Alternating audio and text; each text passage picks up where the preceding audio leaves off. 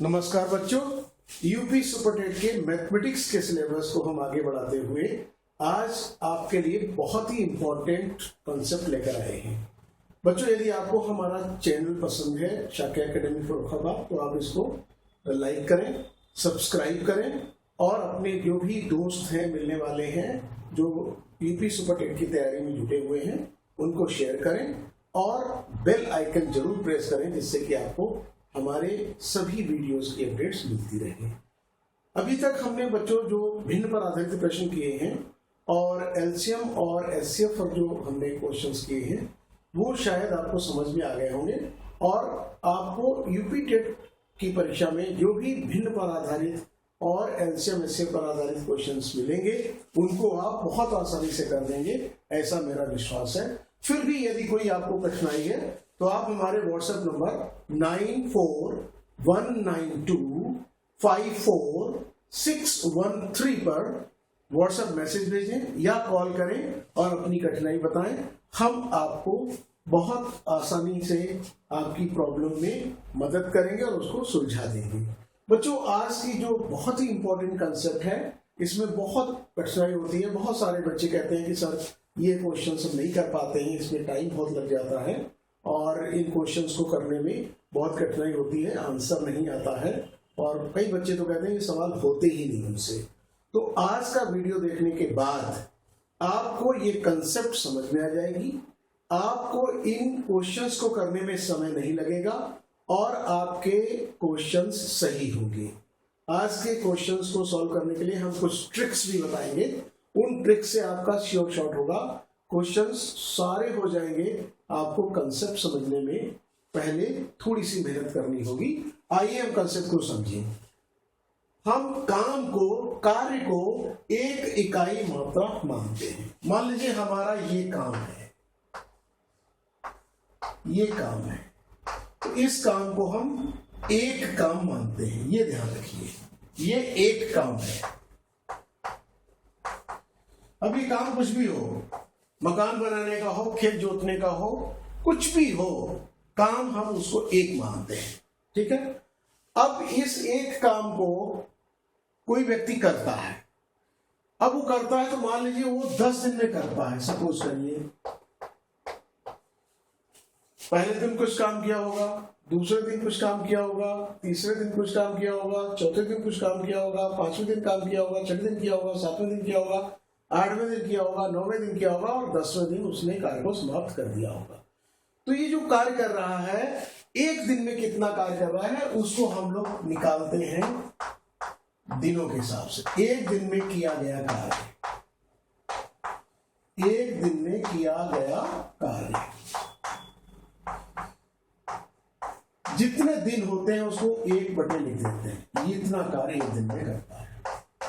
तो पहले दिन कितना किया, 1/10। फिर दूसरे दिन कितना किया, 1/10। फिर तीसरे दिन कितना किया, 1/10। फिर चौथे दिन कितना किया, 1/10। फिर 5वें दिन कितना किया, 1/10। फिर 6ठे दिन कितना किया, 1/10। फिर 7वें दिन कितना किया, 1/10। फिर 8वें दिन कितना किया, 1/10। फिर 9वें दिन कितना किया, 1/10। फिर 10वें दिन कितना किया, 1/10। 1 2 3 4 5 6 7 8 9 10। अब टोटल काम कितना किया, टोटल काम कितना है ये आना चाहिए, एक काम। तो यहां पर देखिए एलसीएम क्या लेंगे, भिन्न का टोटल है, आप भिन्न का टोटल समझते हैं। एलसीएम सबका लेंगे तो 10 ही आएगा। इसके बाद 10 का 10 में भाग देंगे, 1 आएगा। 1 कैसे बढ़ा, 1 सब में ऐसे ही आएगा।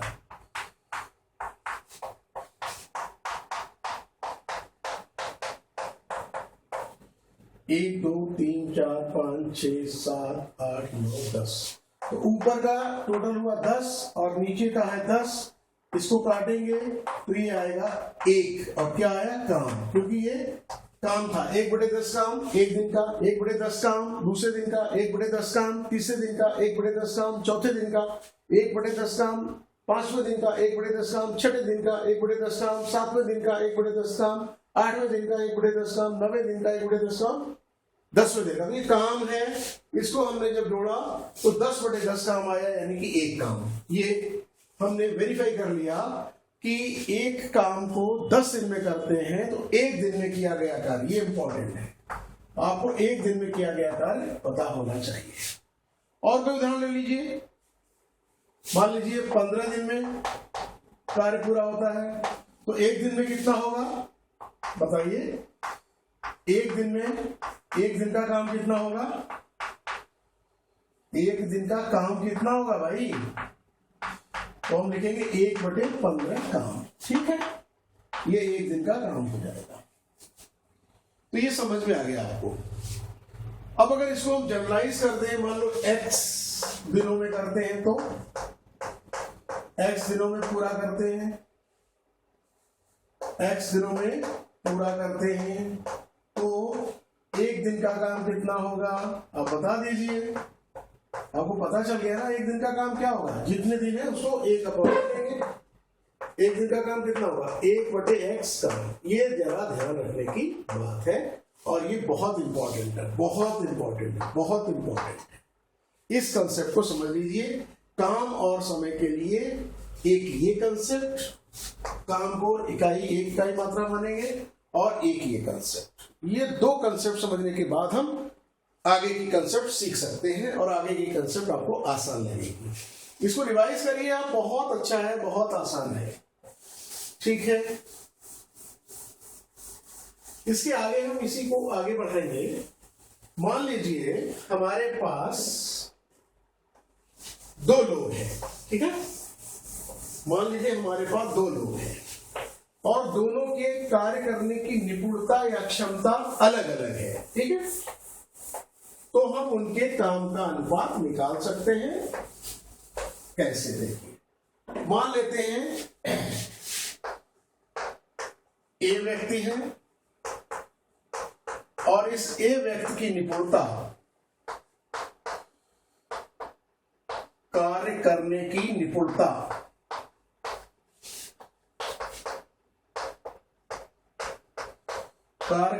निपुणता या क्षमता या कैपेसिटी, ठीक है, कैपेसिटी बी की तुलना में दोगुनी है। बी की तुलना में डबल है, दोगुनी है। बी की तुलना में दोगुनी है। तो उनके कार्य का अनुपात, काम कितना करेंगे, कार्य जो उन लोगों ने किया होगा उसका अनुपात जो है वो इसी रहेगा, 2:1। ये ए के लिए है और ये बी के लिए। ए दुगना काम करेगा, बी ए का आधा करेगा। अब देखिए बहुत इंपॉर्टेंट है, समय का अनुपात, कितना समय लगा होगा, समय का अनुपात। समय का अनुपात का मतलब है कि क्योंकि ए की निपुणता अधिक है, क्षमता अधिक है, तो समय कम लगेगा। तो 1 यहां आएगा और 2 यहां आएगा। बी का समय 2 गुना लगेगा। अगर ये 5 घंटे में करता है तो ये 10 घंटे में करेगा। यहां क्या है, काम अलग है, काम का अनुपात इसका ज्यादा है, ठीक है। मान लो कुर्सियां बनाने का काम है, तो अगर ये 10 कुर्सियां बनाएगा तो ये 5 कुर्सियां बनाएगा, क्योंकि क्षमताएं अलग अलग हैं। ये कंसेप्ट भी आपको समझना है और इसके लिए भी आपको कुछ प्रॉब्लम्स मिल सकती हैं और इसका ध्यान रखना है, ठीक है। तीसरी इंपॉर्टेंट बात है काम, समय एवं मनुष्य के मध्य संबंध। क्या मतलब है इसका, जरा समझिए। आपको पता है कि कोई काम है या काम करना है, मान लीजिए, तो व्यक्ति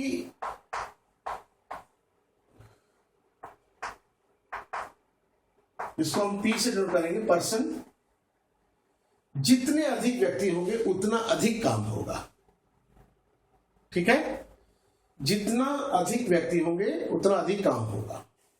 मान लीजिए कुर्सी बनाने का काम है, ठीक है, कुर्सी बनाने का काम है। तो 5 आदमी हमने लगाए, कुछ कुर्सियां बनी।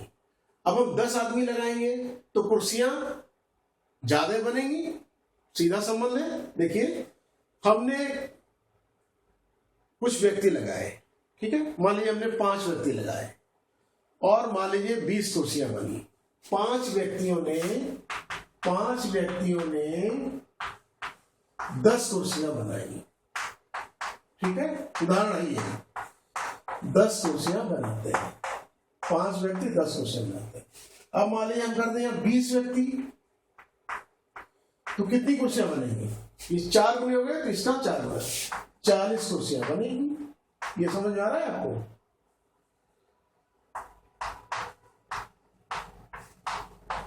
चालीस कुर्सियां बनेंगी, ठीक है।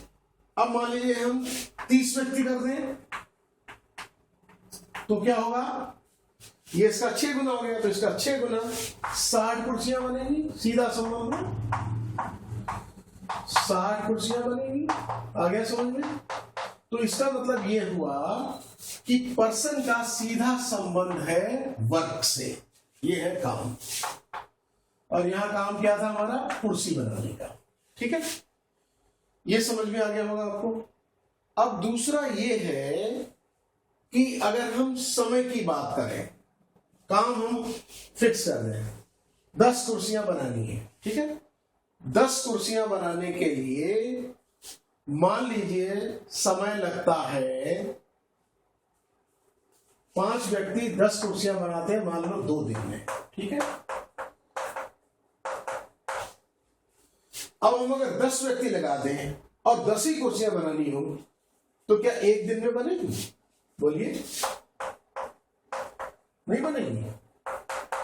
5 व्यक्ति 10 कुर्सियां 2 दिन में बनाते हैं तो 10 व्यक्ति 10 कुर्सियां 1 दिन में बनाएंगे, सीधा संबंध है। मतलब अगर हम व्यक्ति बढ़ा देंगे तो समय कम लग जाएगा। तो पर्सन का ये जो है ना व्युत्क्रमानुपाती होता है, 1/t। टी का मतलब है समय, ये है समय। तो समय क्या होगा? उल्टा होगा, व्यक्ति बढ़ाएंगे तो समय कम लगेगा और समय अगर ज्यादा लग रहा है तो व्यक्ति कम है, ये समझना है। देखिए यहां पर क्या, व्यक्ति ज्यादा है, काम ज्यादा है, काम ज्यादा है, ज्यादा व्यक्ति, कम काम कम व्यक्ति, सीधा मतलब है। लेकिन यहां पर क्या है कि अगर हमारे पास व्यक्ति और समय का अनुपात देखें तो ये उल्टा होता है, ये उल्टा अनुपात होता है। हाँ, वीडियो बना रहे हैं, वीडियो।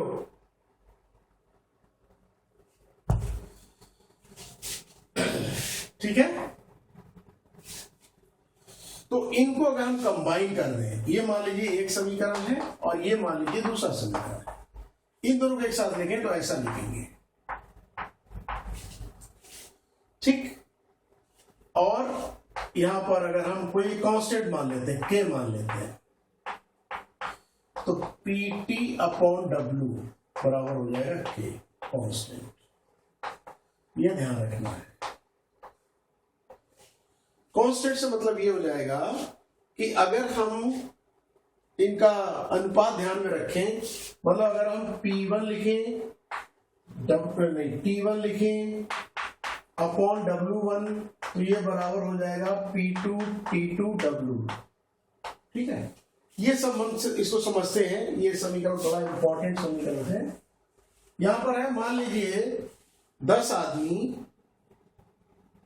3 दिन में 50 कुर्सियां बनाते हैं। 10 आदमी 3 दिन में 50 कुर्सियां बनाते हैं, यानी कि P1 की वैल्यू है 10, T1 की वैल्यू है, ये व्यक्ति है, मनुष्य है, और ये दिन है, और ये कुर्सी है। कुर्सियां कितनी कुर्सियां बनाते हैं? मान लेते हैं 5 कुर्सियां बनाते हैं, ठीक है। अब अगर हम कह दें, बताइए 15 मनुष्य, ठीक है, 7 कुर्सियां कितने दिनों में बनाएंगे, दिन बताइए। तो अब क्या करेंगे, P1 T1 W1 है हमारे पास, यहाँ 15 है P2, यहाँ 7 है, तो यहाँ पर हमें निकालना है दिन कितने लगेंगे। ठीक है, तो ये इंपॉर्टेंट है। ठीक है, इसमें कोई भी प्रश्न आएगा तो आप कर लेंगे, हम कुछ प्रश्नों को भी हल करेंगे। आप पहले इसको समझ लीजिए, ये हमने कहां से निकाला, यहां से निकाला, ये कंसेप्ट हमने कहां से निकाली, यहां से निकाली। ठीक है, अब हम आगे बढ़ते हैं। अगला कंसेप्ट देखते हैं, इसका आप स्क्रीनशॉट ले लीजिए, हमने मिटा दिया इसको।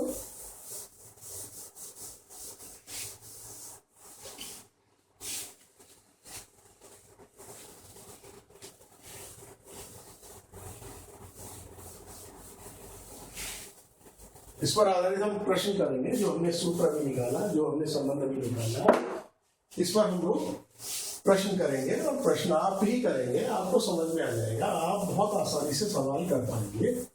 ऐसा देखिएगा, आप अगर इसका थोड़ा सा कंसेप्ट मेहनत से समझ लीजिए, उसके बाद आपको बहुत आसान लगने लगेगा। ठीक है, अब देखिए अगली चीज हम लोग समझते हैं, क्या समझते हैं, देखिए जरा।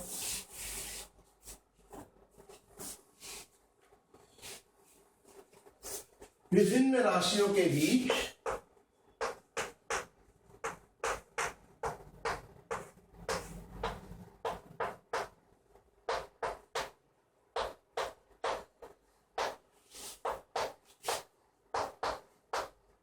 सीधा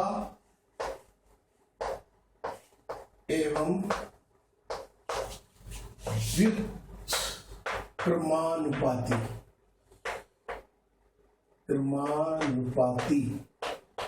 संबंध।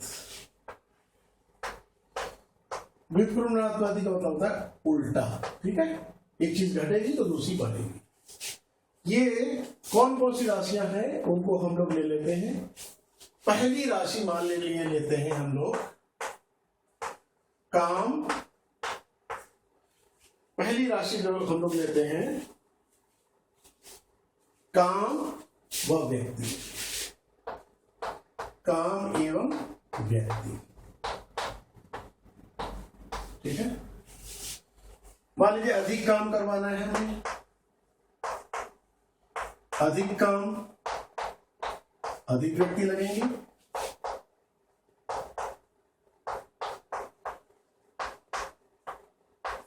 तो संबंध कैसा है, सीधा। ठीक, संबंध कैसा है, सीधा। कम काम है, कम व्यक्ति लगेंगे, कैसा संबंध है, सीधा।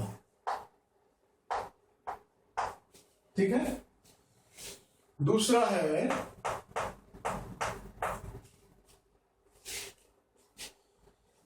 इसको समझ लीजिए, काम अगर अधिक है तो अधिक व्यक्ति लगा दीजिए, सीधा संबंध है। अब है व्यक्ति और वेतन। वेतन मतलब एक दिन का पेमेंट कितना है या महीने का कितना पेमेंट है। तो अधिक व्यक्ति लगाएंगे,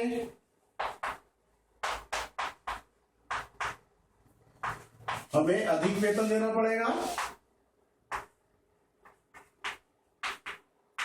कैसा संबंध है, सीधा, सीधा सीधा। इसी तरह से कम व्यक्ति लगाएंगे, कम व्यक्ति लगाएंगे तो कम वेतन देना पड़ेगा। ये भी कैसा संबंध है, सीधा। ठीक, तीसरा लेते हैं,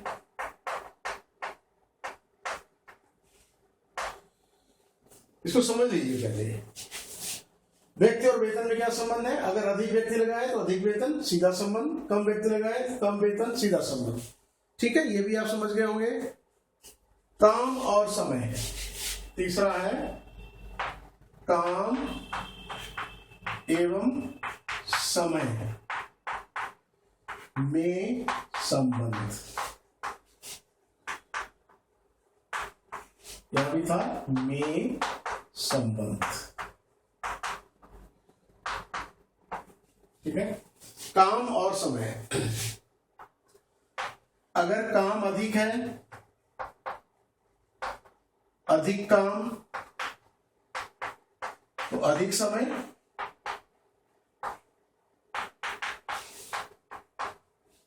कैसा संबंध है ये? सीधा संबंध है। ठीक है। कम काम है, कम काम, कम समय लगेगा, और ये सीधा संबंध है। ठीक है। इसको भी समझ लीजिए आप। काम और समय में क्या संबंध है? अगर काम अधिक है तो अधिक समय लगेगा, सीधा संबंध। काम कम है, कम समय लगेगा, ये भी सीधा संबंध है। अब है दिन और व्यक्ति।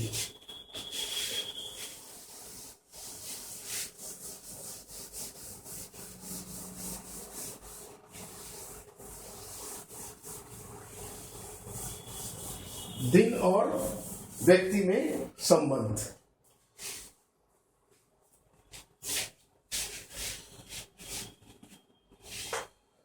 फोर्थ होगा दिन एवं व्यक्ति में संबंध। पहले काम और व्यक्ति में था, दिन एवं व्यक्ति में संबंध। देखिए जरा संबंध कैसा होगा। अधिक दिन लग रहे हैं, अधिक दिन लग रहे हैं तो व्यक्ति कम है ना, तभी तो अधिक दिन लग रहे हैं। तो इसका मतलब ये कैसा संबंध है? उल्टा। अगर कम दिन लग रहे हैं किसी काम को तो इसका मतलब है अधिक व्यक्ति काम कर रहे हैं, अधिक व्यक्ति काम कर रहे हैं, इसलिए ये भी उल्टा। इसको समझ लीजिए। एक ही काम है, काम एक है, अधिक दिनों में किया जा रहा है, इसका मतलब कम व्यक्ति काम कर रहे हैं, तो उल्टा है। उसी काम को कम दिन में करते हैं, इसका मतलब अधिक व्यक्ति काम कर रहे हैं, और ये भी उल्टा संबंध है। एक और संबंध देखिए, पांचवा, दिन और घंटे। दिन एवं घंटे में संबंध। देखिए अधिक दिन लगे, किसी काम को करने में अधिक दिन लगे, ज्यादा दिन लगे, तो कम घंटे काम किया गया होगा। ठीक। तो ये कैसा संबंध है? उल्टा। अगर कम दिन लगे तो अधिक घंटे काम किया गया होगा, अधिक घंटे, ये भी उल्टा। इसको समझिए जरा, इन दोनों को समझिए, ये उल्टे कैसे हैं। देखिए क्यों उल्टे हैं। यहां पर काम एक है, ये वाला काम है, ठीक, ये वाला काम है, एक काम है, ठीक। इस काम को अधिक दिनों में किया गया, इसका मतलब व्यक्ति कम लगे होंगे। इसी काम को कम दिन में कर दिया गया तो इसका मतलब व्यक्ति अधिक लगे होंगे। इसलिए अधिक दिन कम व्यक्ति, उल्टा संबंध। कम दिन अधिक व्यक्ति, उल्टा संबंध। दिन एवं घंटे में देखिए, अधिक दिन काम किया, मान लीजिए 2-2 घंटे काम किया, दिन बहुत लगे, उल्टा। कम दिन काम किया, हमने 5-5 घंटे काम किया, तो दिन कम लगेंगे, उल्टा संबंध। ठीक है। ये संबंध जो है ये आपको समझना है और ये बहुत इंपॉर्टेंट है।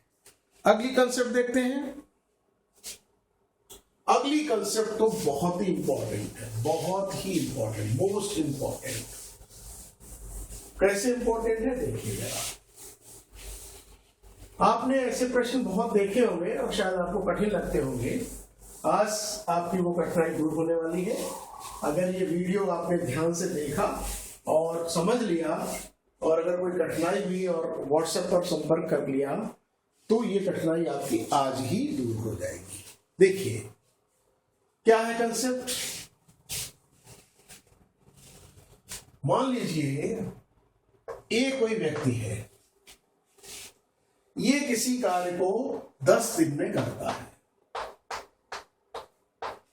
और कोई एक व्यक्ति बी है, ये उसी काम को 15 दिन में करता है। तो पहले तो ये देखिए कि काम करने की क्षमता किसकी अधिक है। काम करने की क्षमता किसकी अधिक है? जिसको दिन कम लग रहे होंगे। ठीक है, ए को कोई काम दिया गया, मान लो ये काम है हमारा, एक काम है, ये काम है, इसी काम को ए करेगा, इसी काम को बी करेगा बारी बारी से, एक काम। देखिए ए इस काम को 10 दिन में करता है, बी इस काम को 15 दिन में करता है, तो दोनों मिलके कितने दिनों में काम करेंगे, ये कंसेप्ट समझना है। ये कंसेप्ट आती है कि दोनों अगर एक साथ काम करेंगे तो कितना दिन लगेंगे। देखिए इसको समझने के लिए बहुत सिंपल सी बात है। आप क्या करिए, हम शॉर्टकट भी बताएंगे, लेकिन इसको कंसेप्ट को पहले हम डिस्कस कर लेते हैं, समझ लेते हैं। शॉर्टकट से आप आराम से कोई भी सवाल कर देंगे। ठीक है, जैसे ही आपको शॉर्टकट बताई जाएगी आप सवाल कर देंगे, लेकिन कंसेप्ट समझते हैं। अगर ये 10 दिन में ये काम करता है तो ए का एक दिन का काम कितना होगा। अभी कंसेप्ट थोड़ी देर पहले आपने सीखी थी। एक दिन में कितना काम करेगा, 1/10 काम। ठीक, इसी तरह से बी का एक दिन का काम कितना होगा, 1/15 काम। ठीक, अब दोनों एक दिन में कितना काम करेंगे, ए प्लस बी का एक दिन का काम कितना होगा, दोनों एक साथ करेंगे तो दोनों को जोड़ देंगे, इन दोनों को, एक दिन का काम कितना होगा, 1/10 प्लस 1/15 काम। ठीक, इसको आप चाहे तो हल कर लें, इसकी मेथड आपको पता है। इसका एलसीएम आएगा 33 प्लस 2 यानी कि 5/30 काम। ठीक, ये समझ लीजिए। तो दोनों एक दिन में कितना करेंगे, एक दिन में कितना करेंगे।